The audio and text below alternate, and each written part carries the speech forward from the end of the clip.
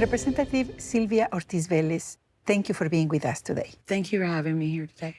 Can you tell us what reasons got you to start on this bill regarding the Hispanic Heritage Month? Well, when I wrote the co-sponsorship memo and the legislation, I wanted to focus on Wisconsin-based facts and talk about the contributions of Latinos and Hispanics here in Wisconsin, because I wanted to show that we contribute. And there's a lot of things that we contribute to Wisconsin. The second thing I wanted to focus on, I certainly wanted to focus on the values that bind us together so that everyone could feel that they were welcomed to be there at the table. And when we think about Hispanic and Latino Wisconsinites, we share the same core values that are cherished all across our state: faith, hard work, family, and commitment to community and country.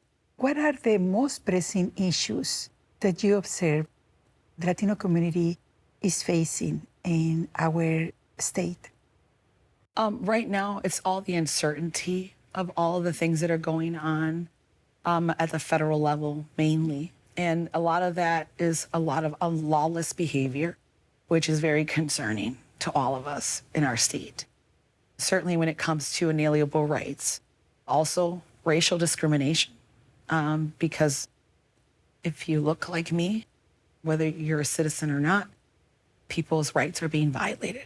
How did you build this bipartisan support for creating this bill? I think the most important part was just making sure that people understood that we have all these shared values. We're just like everyone else, and we're a part of Wisconsin, and that we contribute to our state. And I want to thank all of the overwhelming 50 or more co-sponsors. It was bipartisan that it received. And especially in a time of now, this is the first time in our state that Latino Hispanic Heritage Month has been recognized by the Assembly through a joint resolution that has been messaged to the Senate. There was a national recognition, but there was not a state recognition. This is the very first time in our state that an Assembly joint resolution has passed the Assembly and has been messaged to the Senate, where it will likely pass as well. What does it tell us about Wisconsin? I think it tells us that there's hope, that people can come together, and that we're all in this together, and that we always have to find the common good for the common ground, and that we can do it together. What is the importance of using joint resolutions instead of bills?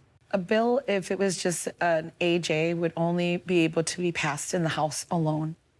Because it's an Assembly joint resolution, it can be messaged, and it has been, to the Senate and passed in both houses. How does your personal heritage connect this work of you with the resolution? Well, when I wrote the bill, I actually put a lot of myself into it. Because, you know, when I think about who I am, those are the most important things to me: faith, my family, and my community, and my service to my country. And so I feel like I'm just a part of our community and our state. I just reflected those values in the resolution. And it was, I believe, reflective of who we are as a state as well. What concrete actions do you hope come from this resolution? My hope is that we can see more recognitions of our community. I am very hopeful that Latino veterans will be honored in November for the first time in our state. My husband actually is a deceased U.S. veteran who served in the U.S. Army. So it's something that's very personal to me and important that we honor the sacrifices of Latino veterans in our state. How do you feel at this time of your work as a representative when these things are happening?